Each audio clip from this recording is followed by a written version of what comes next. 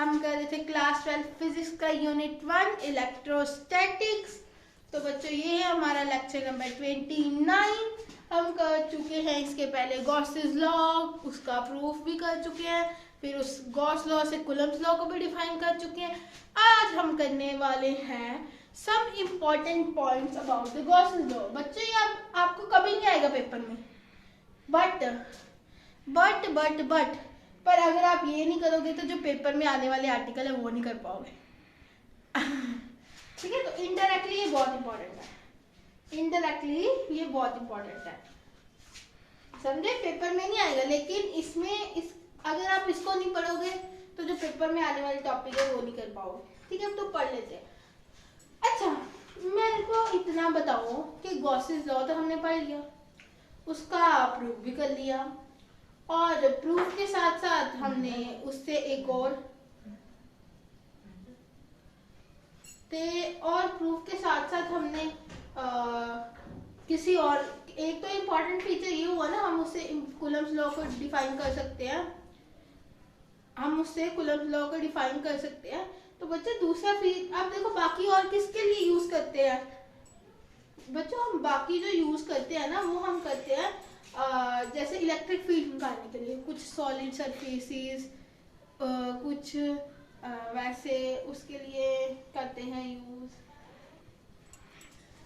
अच्छा, क्या करते हैं 3D लाइक स्ट्रक्चर्स हो ना, अगर उस पर कुछ चार्ज पड़ा है, ठीक है ना, तो हम उससे इलेक्ट्रिक फील्ड निकाल सकते हैं। अब देखो जब एक चार्ज फ्रीली पड़ा, मैं बोलूँ यहाँ पे एक चार्ज है जी, यहाँ पे इलेक्ट्रिक फील्ड निकालो, आप बड़े आराम से निकाल दोगे।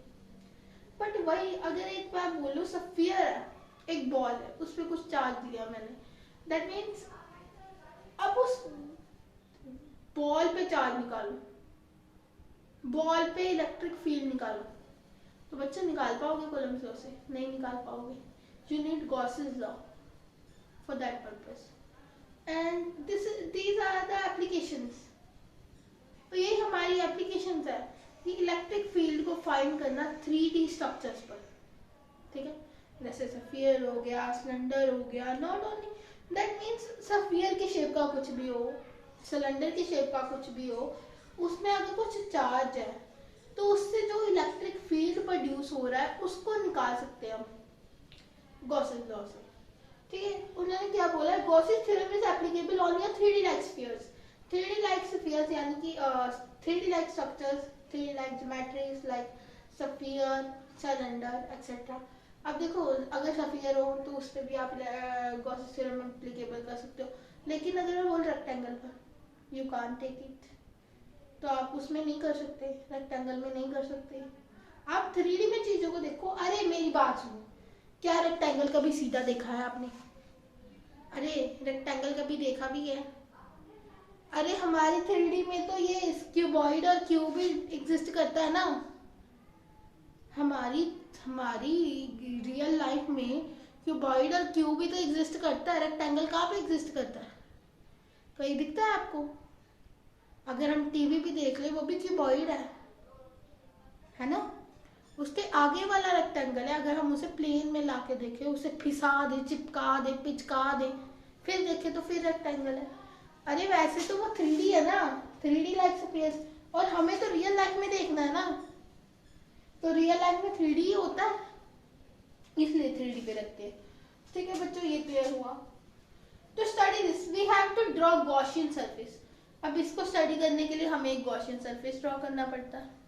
अरे मानो मेरी बात सुनो, अगर हमने एक बॉल लिया है ना, हमने उस पे चेक करना है कि कितनी इलेक्ट्रिक फील्ड लग रही है, तो बच्चों गॉसेस लॉ लगाने से पहले हमें उसे चार्ज को एनक्लोज करना पड़ेगा। तो अब जैसे बॉल है, उसको एनक्लोज करने के लिए हम एक अपने लिए थ्योरी में, अब रियल नहीं, अब देखो हमने बॉल लिया, हम थ्योरी में उसके एक इमेजिनरी एक सरफेस होता नहीं है, we could draw, we should have to draw. ठीक है, हमें ड्रॉ करना पड़ेगा एक सरफेस। अब देखो जैसे मानो ये बॉल है, हमारे लिए तो बॉल ऐसा होगा ना, अब जब हम थियोरेटिकली देखें, ठीक है ना। अब देखो इस फॉर्मूले से हमें क्या मिलता है, हम इससे निकाल पाते हैं। निकालेंगे तो थ्योरेटिकली ना, है ना। एक्सपेरिमेंट करना तो वैसे कर लो, कोई होगा ऑपरेटर्स उससे कर लो, बट हमें थ्योरेटिकली चाहिए ना, हम बार बार एक्सपेरिमेंट नहीं कर सकते। तो हमने जैसे ये बॉल लिया, तो बॉल का तो इधर वाली साइड में भी चार्ज है और इधर वाली साइड में भी, तो हम इसके बिल्कुल उतना का ही क्या ले लेंगे, गॉसियन सरफेस, उतना ही, बिल्कुल उतना ही, ठीक है, बिल्कुल हमारा सा डिस्टेंस, हम उसका क्या ले लेंगे, गॉसियन सरफेस। अब देखो यार, अगर जमीन है, अरे बोलो 2 मीटर से 3 मीटर, अरे कुछ ले लो, कुछ 3D में ले लो। अरे देखो ये इनक्लोज नहीं है अभी, क्यों इनक्लोज नहीं है, इसके पीछे भी तो ऐसा बॉल है ना, इसके पीछे भी तो बॉल है ना, बॉल तो चारों जगह पे होती है ना।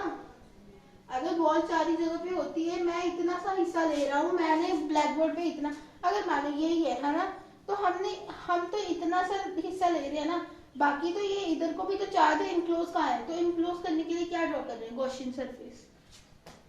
Total flux depends on 2 factors, जो टोटल फ्लक्स है ना वो 2 फैक्टर्स पे डिपेंड करेगा, चार्जेस एंड परमिटिविटी। अरे फ्लक्स, ये तो हमने, ये तो गॉस लॉ बोलता ही यही था, Q by epsilon not, Q by epsilon naught, ये तो बोला था कि परमिटिविटी कितनी है और चार्ज कितनी है, ये तो ठीक है, यही बोला था ना उसने, phi equals to Q by epsilon naught, ये तो गॉसियन लॉ ही है, ठीक है, ये तो बात हो गई। Total flux due to dipole is 0। अब डाइपोल, अब मानो कि ये स्फीयर में मैंने डाइपोल रख दिया, डाइपोल होता क्या है, एक माइनस क्यू एक प्लस क्यू चार्ज और कुछ सर्टेन डिस्टेंस एल से सेपरेट आउट हो रहे हैं।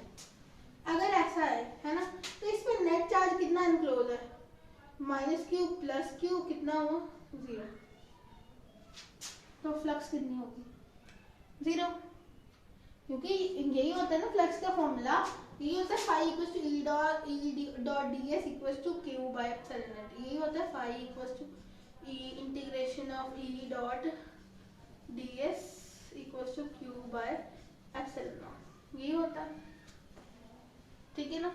तो अब जो टोटल चार्ज है वो तो 0 हो गया, माइनस की प्लस की, यहाँ पे 0 पुट करेंगे तो फाई क्या होगा 0, total flux due to dipole is 0। If the medium having dielectric constant K, अब देखो, अब हमने क्या करा, अब मानो कि कोई स्फीयर है ना, उसको मैंने बिठा दिया पन में या बिठा दिया ग्लास में, तो परमिटिविटी, अब परमिटिविटी का कॉन्सेप्ट आएगा ना। अब जिन्होंने डाइलेक्ट्रिक कांस्टेंट वाला कॉन्सेप्ट नहीं देखा वो जाके देख के आओ। तो हमने पढ़ा था कि अगर कोई मीडियम आ जाए, तो जहाँ पे एप्सिलॉन नॉट होता है, जैसे यहाँ पे Q बाय एप्सिलॉन नॉट था ना, ये था ना ऐसे, phi equals to E dot D S equals to Q by epsilon naught, है ना। अब देखो, जब कोई मीडियम इंट्रोड्यूस कर दे ना, तो हम एप्सिलॉन नॉट की जगह एप्सिलॉन m लिखते हैं, एप्सिलॉन m। अब हमने जब डाइलेक्ट्रिक कांस्टेंट की बात करी थी, तो हमने बताया था epsilon m upon epsilon not k होता है। k को डिफाइन ऐसे करते हैं, डाइलेक्ट्रिक कांस्टेंट जो k लिखा है ना, उसको हम डिफाइन ऐसे करते हैं। इस वीडियो की तभी समझ आएगी जब आपने डाइलेक्ट्रिक कांस्टेंट के बारे में आपको पता होगा। तो यहाँ पे एप्सिलॉन m की वैल्यू निकालो, क्या आ जाएगी, k एप्सिलॉन नॉट, तो ये पुट ही कर रहा है Q upon k epsilon not, ठीक है। यानी कि इसका मतलब क्या है, अगर कोई मीडियम इंट्रोड्यूस हुआ, अगर कोई मीडियम इंट्रोड्यूस हुआ तो क्या होगा, फ्लक्स कम हो जाएगा। अब बोलेगा वो कैसे, अब देखो नीचे कोई चीज मल्टीप्लाई हो रही है, यानी कि नीचे वाला डिनोमिनेटर अब क्या हो रहा है, बढ़ रहा है। अगर नीचे डिनोमिनेटर बढ़ जाए तो फ्लक्स कम होगा, इनवर्स रिलेशन, ठीक है ना, इनवर्स रिलेशन, अगर ये बढ़ेगा तो ये कम होगा, ठीक है ना। अगर कोई मीडियम इंट्रोड्यूस कर दे तो क्या होगा, फ्लक्स जो है वो कम हो जाएगी, घट जाएगा। That is it. यही 4-5 मंथ थे, इसको आप दिमाग में रखो, मैंने बोला है पेपर में नहीं आएंगे, आप लिख के रखो, इसे नहीं लिखना तो समझो, दैट्स इट, ताकि हम जब आगे वीडियो करें तो आपको डिफिकल्टी ना आए। ओके बच्चों, that's it for today, hope you like the video. Please like, share and subscribe to my channel Seekho Physics. If you have any doubt, you can comment below. Please also press the bell icon as well. Okay, thanks for watching, bye.